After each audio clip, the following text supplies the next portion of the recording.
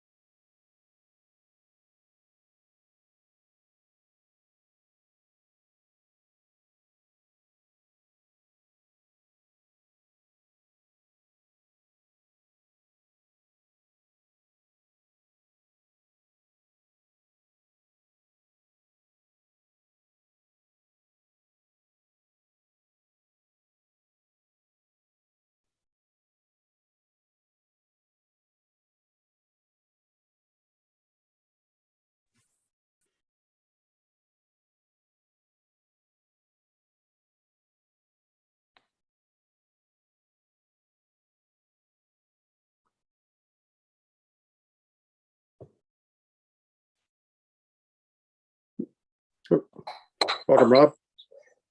Morning.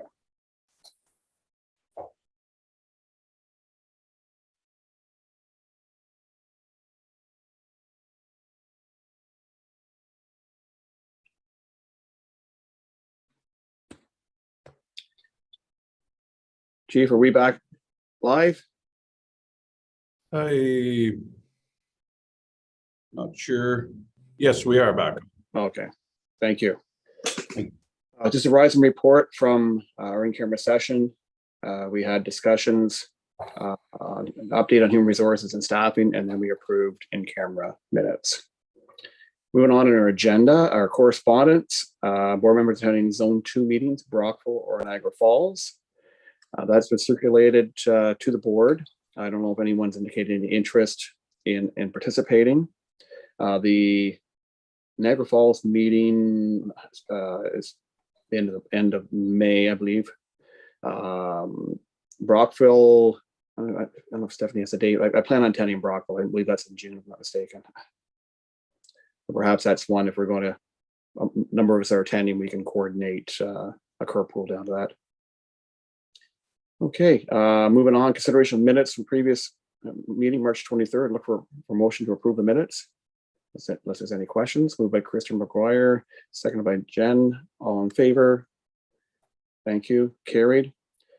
Okay, business from arising from the previous meeting. Chief, NG 911 update. Yes, thank you. So just as an update, we've been obviously working through getting our service agreement to have Owen Sound host our 911 solution for both our police and fire. I believe the fire service has had their agreement approved by council. And I am happy to say that we're in a position. I said that at the last meeting that before we signed on anything or got approval from you, that I would bring it back with some updates.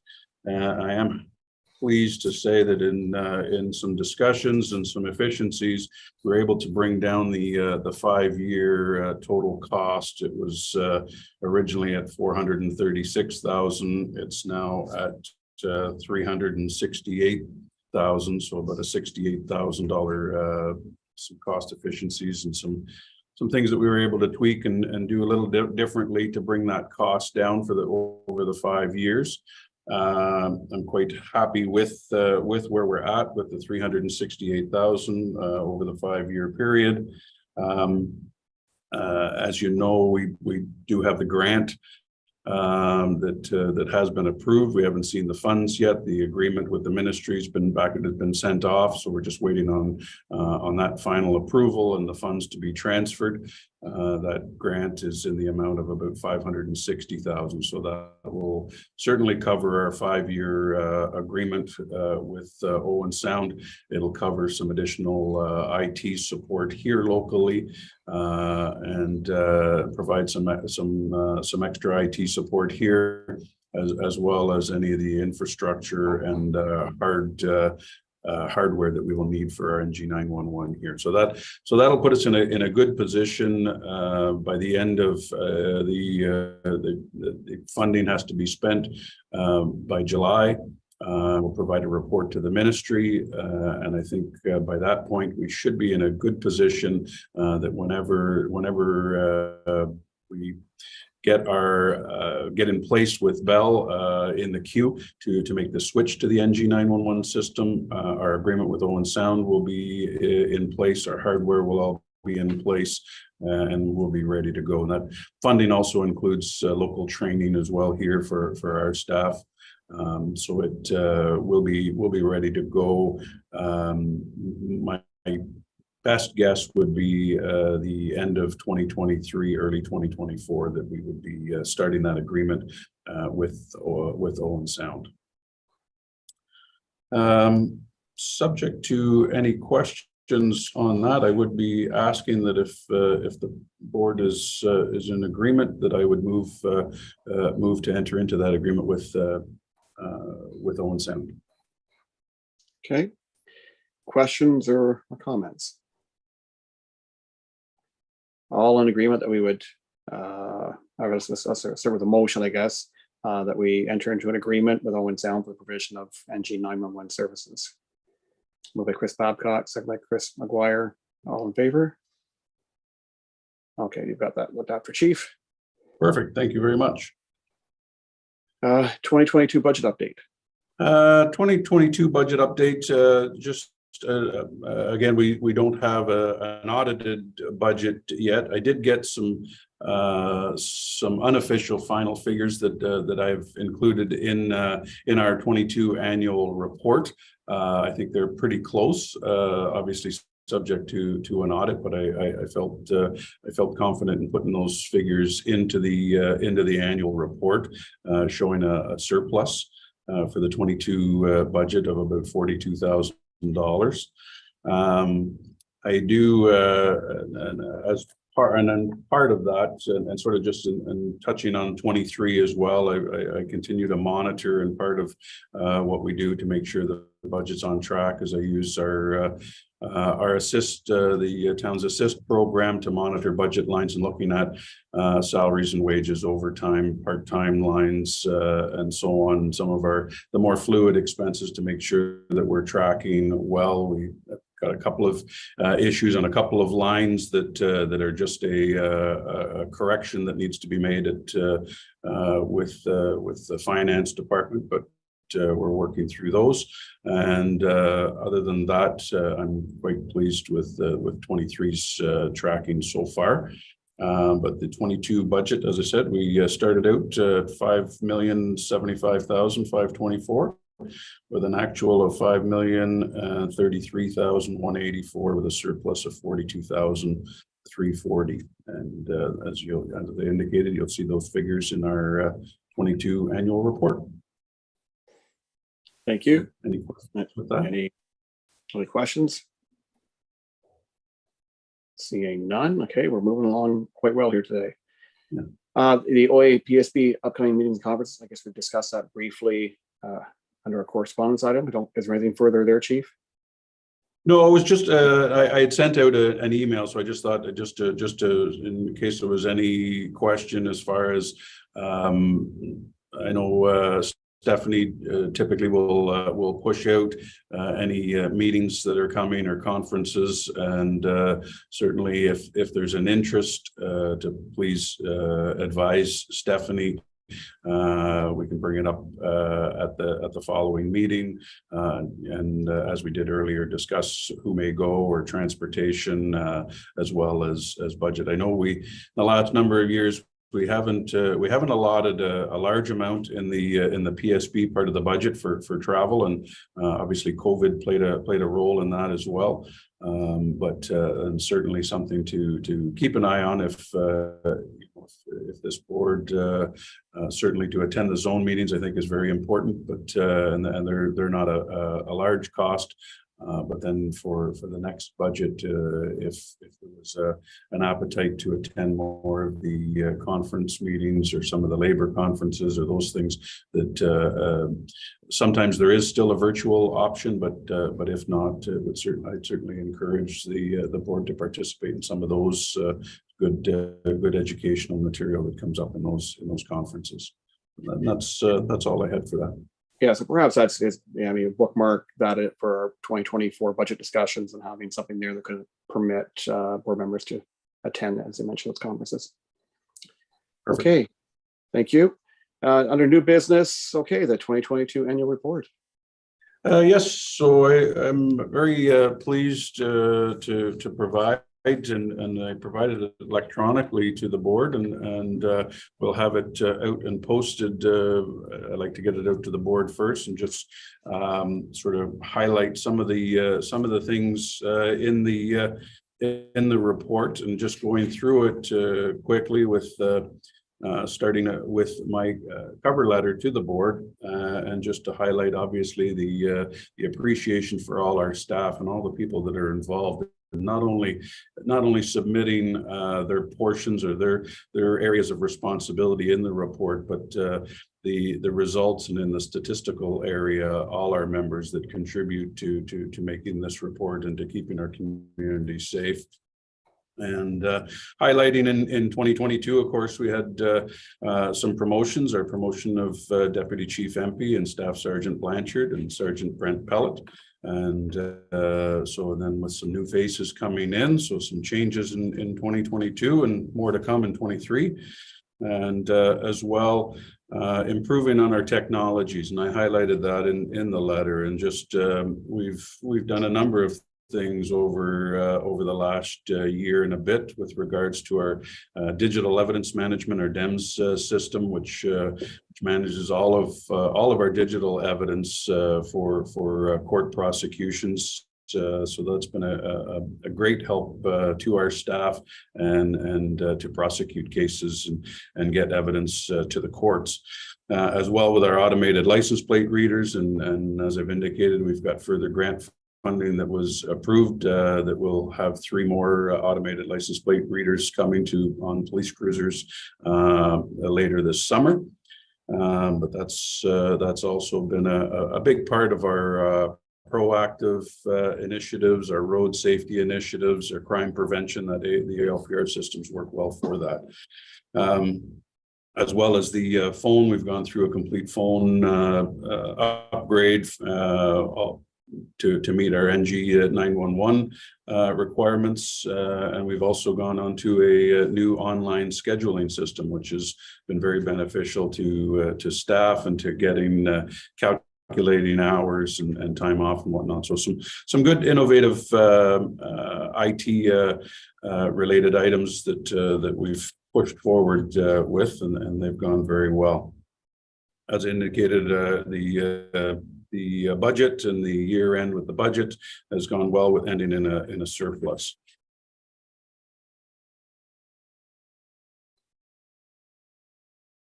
Some of the areas, and just in I did update, there was a 2021 census that updated our population, certainly updated quite a number, as everyone can plainly see all the housing that's going up in our town, and so that increases our footprint for policing, but certainly the number of residential dwellings and businesses that have come to town.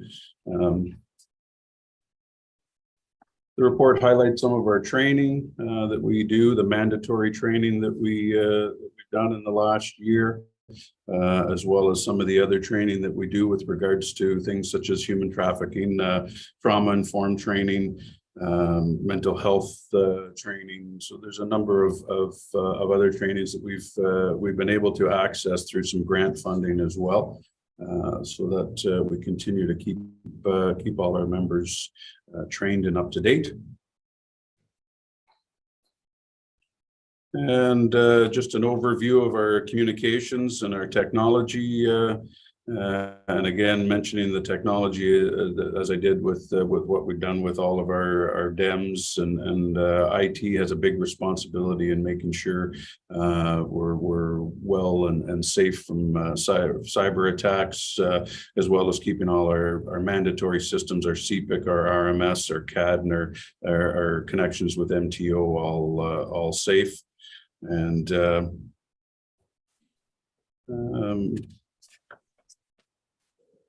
some of the reports in the annual report dealing with some of our partners, such as our Crime Stoppers annual report and our partnership with Crime Stoppers that continues to go strong. Our crime prevention report, crime prevention highlights a lot of the activities that we do with regards to our proactive, our ride checks, our school visits, foot patrols, bike patrols, our targeted enforcement in areas when we see fit. And as well as all the campaigns and the social media, the awareness that we provide to the community through social media, through radio, television, with our community service officers. Chief, I'll just get you maybe pause there for a moment. Sure. Because if we wait to the end for any questions, we might be backtracking a long way. We'll just, Yep. Any questions? Well, maybe I'll stop every now and then. Any questions of anything the Chief has talked about so far?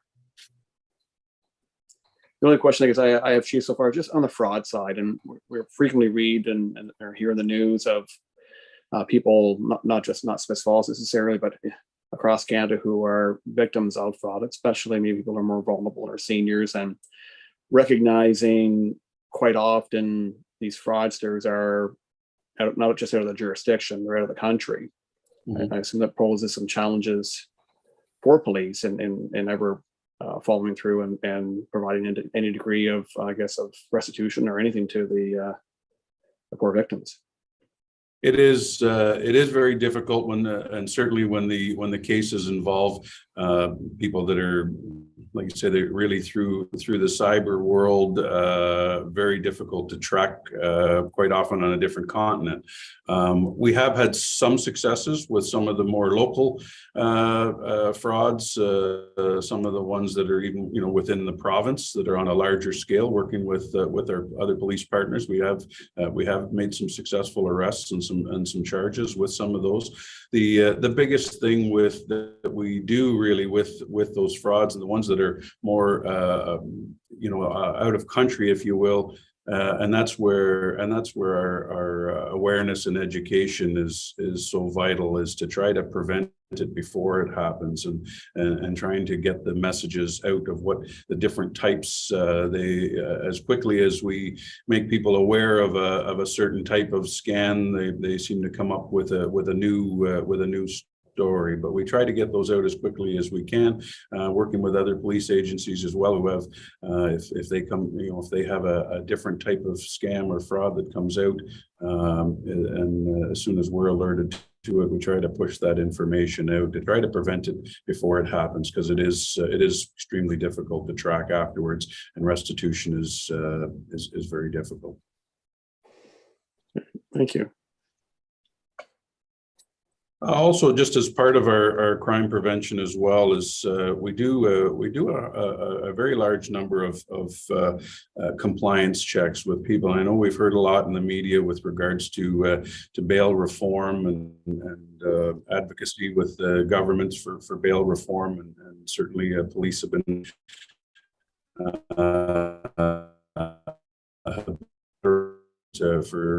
for some changes to legislation. But here locally, our service, we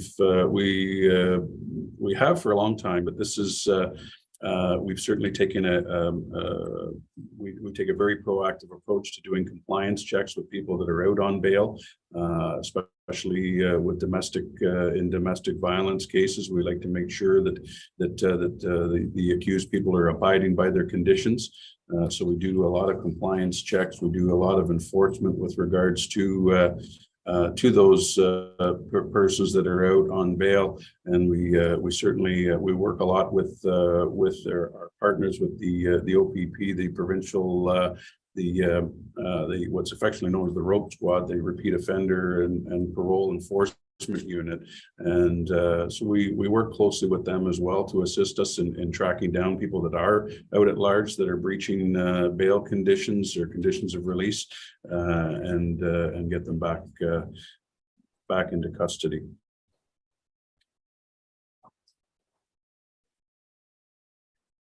As I said, our community service, with community services, we the end of 2022, Constable Tompkins has gone back to his patrol duties, and we now have Constable Keoghan, who's doing a great job filling those shoes in our community services role. Certainly take the opportunity to thank Aaron for his years with community service. He's done an excellent job. He's still very active in the community, and so we're happy that he's back on patrol. But he's certainly that smiling face and talking to people when he's out and about. So that's so it's good. Our community service program certainly helps maintain all the partnerships that we have with all our community groups, schools. We see in the media some schools or some municipalities or some regions that have had some issues with having school resource officers within the schools, and we've not seen that here. We've had an excellent relationship with our schools, and the officers have great relationships with the kids in the schools as well. So that program continues to flourish well here. And just touching, we do a report. Deputy Chief MP does a report on our intimate partner violence prevention and community safety and well-being. Part of our community safety and well-being plan, but we certainly take a very active role with our intimate partner violence prevention, working with our victim services. We've had some grant funding as well that's assisted with funding for some equipment to assist in investigations and interviewing for domestic violence victims. And again, on another note, with that, is our compliance checks, and as I indicated, for intimate partner violence, those are ones that we treat very seriously and make sure that we stay on top of. Yeah, just to provide a little comment there, Aaron Lee from Leonard County Integral House was a delegation at council last night, talking about the work and activities of Integral House, and obviously the effort to try to make sure that all the province of Ontario and all municipalities recognize that intimate partner violence is as an epidemic. So our council at Committee of the Whole did endorse that suggestion, and we'll be passing a resolution at our next council meeting recognizing that intimate partner violence is an epidemic within Smiths Falls, Leonard County, and the province and further. So it's that, I think, that awareness, as Aaron mentioned last night, and that commitment to try and ensure we all do what we can to one, I guess, create the recognition and try to ensure that this issue is eventually not an issue. But so a step forward. But I think your numbers in the report were a little bit, I guess, concerning, where the numbers are up, about a 40% increase from 21 to 22. And I know that's not, as mentioned in the report, it's also underreported. So it's obviously deeply concerning within the community. It is always concerning when we see numbers rising in that area. Certainly but we certainly commit and have our relationship. We maintain a relationship with Integral House, with our victim services, and doing everything we can. And the big part is certainly to assist victims. Obviously, everything that we can do on the prevention side with awareness and education, but certainly on the enforcement side, and ultimately for the protection of victims and making sure the victims get through the court process as well. Thank you. Moving on through, we have our mobile crisis response annual report as well, and that program in collaboration with the Lanark County OPP, as well as our Lanark County mental health, is still working very well. We've got a great team that's out in the community doing a lot of work, a lot of responding to a lot of calls.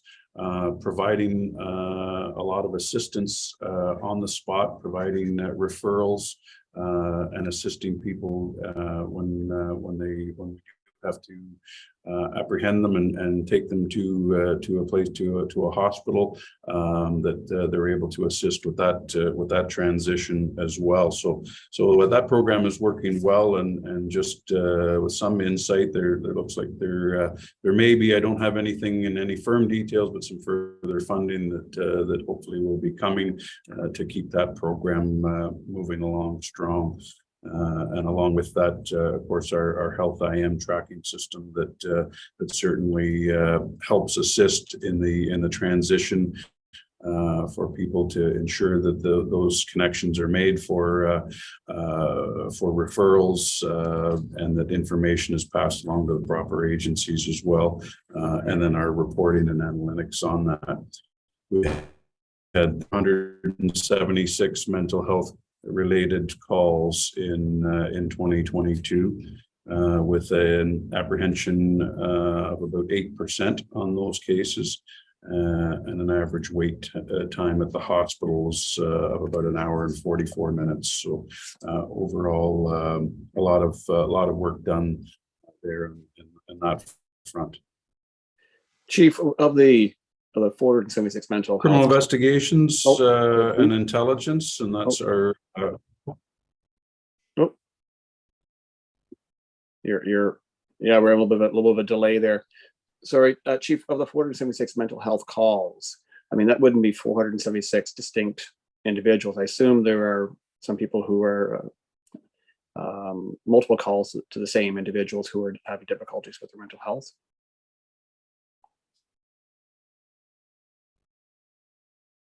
Yes, and I apologize. I think it's my internet, and I'm away down at the Ontario Chiefs Board of Directors meeting, so I apologize if my internet isn't stable.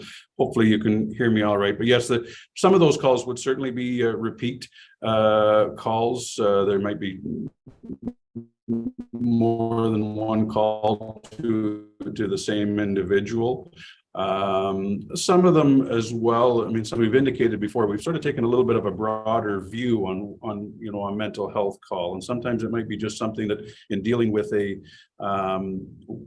theft complaint, it could be a domestic type call, could be a neighbor dispute that might result in where we might look at providing some referral services and see where there might be some issue, a mental health issue that requires a referral. So some of those calls get captured in that as well. Okay, thank you. From our criminal investigations and intelligence and in our crime unit, that does a lot of hard work on our more serious crimes, gathering intelligence, doing drug investigations, and again working collaboratively with our partners, with the OPP, with their street crime unit and the rope unit as well.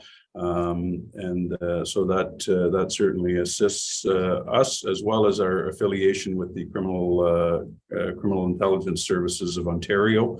We're actively involved with them as well, and that's a good liaison and communication of trends and what's going on around, not only in our own area, but across the province. Of our road safety, obviously, we take road safety is a big part of what we do, and it's part of our business plan. And so, in those road safety initiatives involving our strategic traffic enforcement, our road safety weeks, our MTO blitzes, our rides, the use of our speed trailer, again, as I'd indicated before, our ALPR. Has been, and then our cars that are equipped with the radar devices. So we do quite a wide variety of traffic enforcement initiatives, and as well as impaired driving and ride checks. We stopped just over 1,400 vehicles last year. We laid charges in 931 of those cases. And then statistics on suspended drivers and different types of offenses that were highlighted in the report.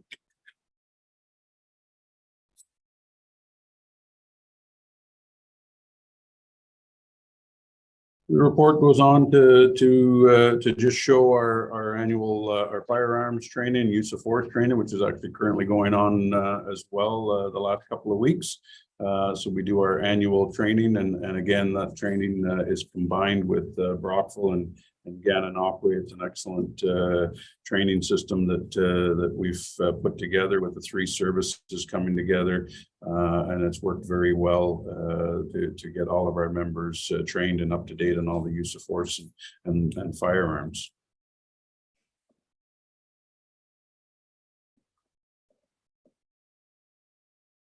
Moving into to just the statistical part of the report.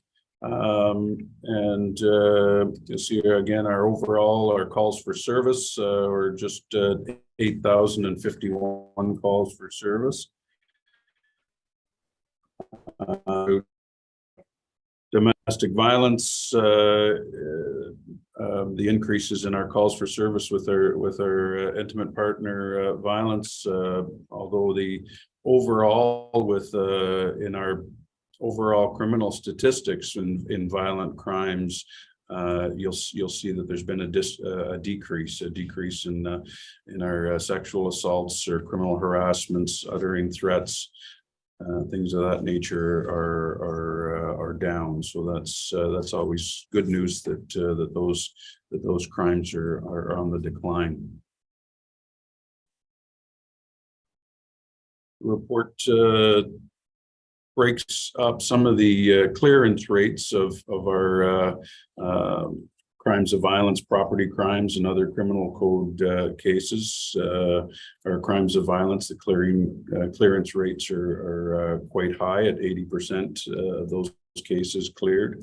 Property crimes are about the same as what they were last year as far as the clearance rate. Those cases, and as we've indicated, and to clarify, because those are big numbers. A lot of those cases are it could be a case of where there's been somebody that's gone through rifled through 20 cars, and those would be, so that would constitute 20 individual theft reports, and so sometimes those numbers are high. It can be just a case of sort of a rash, if you will, of one or two individuals on a crime spree, and sometimes they're and I don't like to say that they're relatively minor in nature, because any crime, and certainly a theft to any victim, is a serious crime. So, but they're not always large scale thefts, if you will. I'll keep up the success rate on the drug charges. That's 2 years in a row. Yeah, those are generally with, and I guess because most of those typically result from a specific drug investigation, and so when we undertake those investigations, and quite often result in criminal code search warrants, and the search warrants result in charges. So those typically are quite high, but certainly glad to see that we've had an excellent success rate with our drug enforcement when we do get into those investigations. Our overall, the arrests, 357 arrests in 2022, with a combined both criminal and federal charges of just over 1,000 charges laid. So a lot of hard work goes into to those charges. A lot of evidence gathering, a lot of paperwork, a lot of court preparation. So certainly kudos to the staff that are out there doing a lot of hard work, and the reality of the job is with of course with arrests and responding to calls, unfortunately result in arrests and result in a lot of paperwork that follows. Chief, how was the situation of the courts, like with COVID? I understand a lot of delays and getting charges through the process. Has that improved? I'd like to say that, yes, it's improved somewhat. There are still a lot of backlogs. There's still a lot of cases before the courts. I think the courts and prosecutions are obviously prioritizing and trying to work with defense counsels to reduce those logs. We've sort of gone to a bit of a hybrid system. Some courts are virtual, some courts are in person, so that can pose some challenges as well for us staffing wise, but we work through those.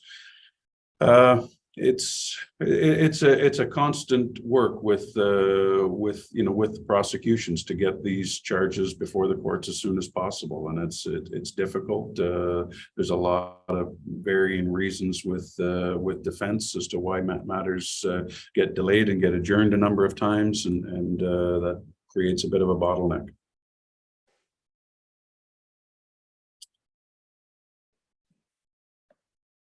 And from there, just some of the statistics on our motor vehicle accidents for the year. We had 212 accidents reported through the year. Our traffic related enforcement, as I'd indicated before, 1,403 traffic stops with just shy of 1,000 charges laid in total. A couple of areas that I report on that legislatively that I report to the board every year, and we've included it in the annual report, is the report that I provide under the Missing Persons Act, and so in the Missing Persons Act, I report to the board on how many times through the year that we use what's called the urgent demand protocol. And that's where police, when we're working on a missing person investigation, sometimes we have to use means and without the ability or the time to get a warrant, to get information such as dental records, banking records, cell phone pinging, surveillance videos, and things of that nature. It is all part of the urgent demand protocol. So over the course of 2022, we did use that protocol 7 times to obtain records to assist us in investigations for missing persons. So it is a good part of the act that does assist us in trying to locate people without having to go through a lot of judicial paperwork.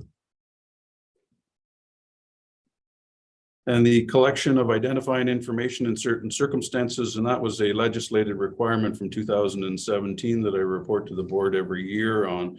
And it's in essence, it's what came from what used to be known commonly more as street checks, and where officers are checking people on the street, perhaps somebody that's out late at night, somebody that's suspicious looking, and things of that nature. So those get tracked, and there's the reason, and I know we've had in the last couple of years where and including this year, where we report 0. And I just want to be clear on that the way the legislation is written, and it was designed, and I'm going to suggest more for the bigger cities and in the Toronto area, where when officers don't know somebody they come across, and they would stop and ask them who they are, what they're up to, and so on. That would constitute one of these types of stops. Quite frankly, 99.9% of the time in our community, our officers, they're either stopping because they have judicial reason to stop the person, so then they don't fall into this. And then quite frankly, on many of the other occasions, we know who these people are when we stop and talk to them. So we're not demanding identifying information or anything of that nature. We know who they are. We deal with them. They may be on bail conditions. They may be on release, other types of release conditions, and so we go through that so we don't have to fall into the collection of identifying information. So that's why our numbers are 0. So that if that's clear, or if any more explanation needed. No, good. Good. And then just lastly, both our public complaints under the Office of the Independent Police Review Director and our special investigations under the SIU. We had no reported incidents investigated by the SIU, and we had, I believe, my apologies, I lost where. We had 7 in OIPRD complaints in 2022. Many of those get screened out. They come in through the Office of the Independent Police Review Director for various reasons. The OIPRD may screen out those complaints if they're frivolous in nature, if they're complaints that are maybe resulting because there are charges before the court. There are different reasons why the OIPRD will screen out a complaint, and then they have the option of either assigning the investigation to another agency or sending it to our agency to investigate in-house if it's a policy or procedure problem or a conduct problem. And so all of those have been investigated, and they were all considered found to be unsubstantiated, and one matter was dealt with through an informal resolution, and other than that, there's nothing outstanding for 2023. Yeah. And that's sort of just an overall highlight of the annual report. Once we get done, we'll have it on our website, and for the public to be able to view in more detail. Certainly encourage everyone to read it in more detail and understand what we do in the community to keep the community safe, and how we track our different enforcement initiatives. And certainly invite any questions or comments to that. Questions or comments?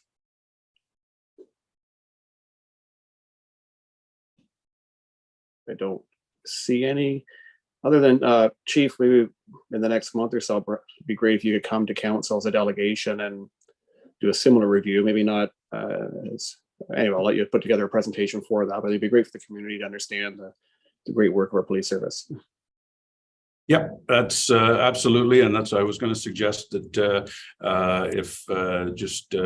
I'll work on maybe putting a little bit of a presentation and maybe some PowerPoint, so that and then I'll contact the town to get a meeting, and I'll advise you of when that meeting will be. Perfect. Thank you. Okay. Moving on, manager's report. Deputy Chief Anthony. Good morning. Just share my screen, everyone can see. Okay. So this is a quick picture from the high school that we did. It's our public campaign that we're continuing on with Smith Falls Standing Up Against Hate Crime. And we had some of our students with us, our basketball members as well from the high school. They were just finishing up with OFSA, so that was very exciting. So Smith Falls, we responded to 661 calls for service. We had 11 reported collisions, 26 complaints, 106 vehicle stops, and 54 number of stops relating to charges. There was a total of 57 charges relating to the Highway Traffic Act and 9 charges relating to the Compulsory Automobile Insurance Act. Criminal related driving offenses and other with alcohol and drugs. There were 7 charges relating to, and altogether 1 was impaired, 1 was exceeding 80 milligrams of alcohol, 1 failed to comply with an undertaking, 1 with open alcohol in vehicle, one with cannabis care and control in the vehicle, so readily available to the driver. And police also arrested 2 wanted persons at a traffic stop as well. Our step target in March was related to handheld devices and distracted driving. As a result of that, we had officers do a cell phone blitz in the downtown core. That was resulting in 2 charges laid. The step target for the month of April will be seatbelt and child restraints. Our foot patrol, we had 20 hours of foot. That was in the downtown core and local businesses, 13 hours of community service, and 13 hours in the school, where officers will go at recess and sometimes in the classroom. We had 14 intimate partner violence calls, 8 bail violations. We didn't have any break and enter reported, 5 assaults, 52 mental health related calls with a 6% apprehension rate and a 58-minute average wait time there. Our criminal investigative branch and our CSO are working full-time in collaboration with the OPP on our missing person file. There was a search warrant that we executed with the OPP CSCU team on Maple Avenue, where drug trafficking charges were laid against a male and female, as well as ammunition charges. They also helped cover the road where we were short with staffing. They had some court appearances. There was training on human trafficking and intimate partner violence. There was a CISO meeting. There was a fraud investigation involving elder abuse where a female locally here was arrested and charged. Continued on a sexual assault investigation, and DNA warrant was executed out of town. Our community services officer attended the school for visits and also did some worrisome conferences, attended meetings, the situation table, youth court, Crime Stoppers, MCERT, youth at risk. He did some skating outing with St. Luke's, presentation with Duncan J. and Chimo, the SFBCI hate crime campaign poster and photo that we're doing. We haven't got the poster yet. Chimo School social media meeting with some upcoming community events. Continued on with working on our hate crime, equity, and inclusion campaign, and participated on a presentation from Duncan J. Schooler at the town hall on their local Black History Month. That was February and into March that we did this. Participated in the town's job fair, frontline patrol, property room management, and media relations. So our training courses or others was continuing with human trafficking, hate crime, virtual training. We did some beyond incident training, human trafficking protocol, victim services board, hospital police transition training and a meeting. And we're collaborating with victim services. We presented information to the public regarding human trafficking, domestic violence, sexual assault. And we did a presentation as well on hate crime and what we as a community can do. And that was held on April 19th at the community center. Oops, I guess, sorry, I skipped some pictures. Health IM, the Q1 report was January to March. There was 126 calls for service with a 9% apprehension rate and a 55-minute average wait time. And if you compare that, our stats for the Health IM, so if you see in 2022, we had 73 calls and now it's up to 126 with a 9% apprehension rate and 55 minutes. Obviously, we don't know based on what was going on at the time, but certainly our calls, even though you're going to see there's a drop in calls for service from January to March, our calls relating to mental health, domestic violence are up a bit, which does take away from the shorter volume calls. So in our business plan Q1 for January to March, we had 255 vehicle stops, 64 hours of foot, no bike patrol, obviously. School hours were 36 and 36 other hours. And our calls for service were 1810. And if you see compared to the last year's Our calls for service were up in 2022, but like I said, the mental health calls have increased, which does affect the smaller calls for service that we get, the traffic stops as well, for example.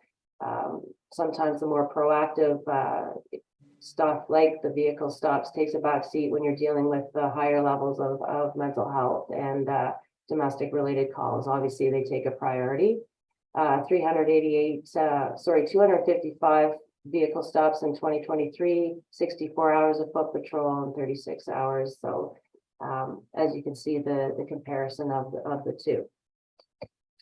And that is it for my report. Is there any questions? Thank you. Any questions for the manager's report? I don't see any. Okay, I guess you've covered everything there, right? Business plan, quarterly report, and the Yes, health. I did. I got through it all. Wow, it was all together. Thank you. Okay, any questions or comments before we work towards our date and time of our next meeting? No. Does this time and date work for most people or for the board? My only concern is that it does conflict with my hospital board meeting, which is regularly scheduled for this time. I guess the fourth Tuesday in the morning. So that's Councillor McGuire. Yeah, and I'm having a harder time with work. So if there's ever a Tuesday, Wednesday after 4 that would work for everybody, that would be easier for me to get through at the office. But Any thoughts there?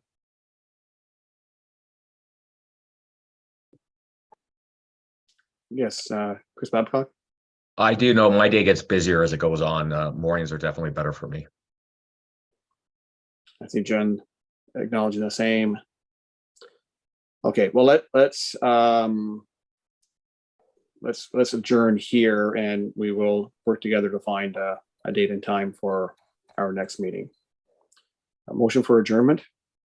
If I can just ask Sean if we could work even just whatever date, but in the week of the May 22nd, that week would be if we could go to that week, because I'm going to be away the last week of May, so that week would be preferred for me. Okay, we'll commit to that week, and we'll figure it out by the end of the week this week. Thank Okay. you. Motion for adjournment. Moved by Rob, seconded by Chris McGuire. All in favor? Okay. Thanks, everyone. Have a wonderful day. Have a great day.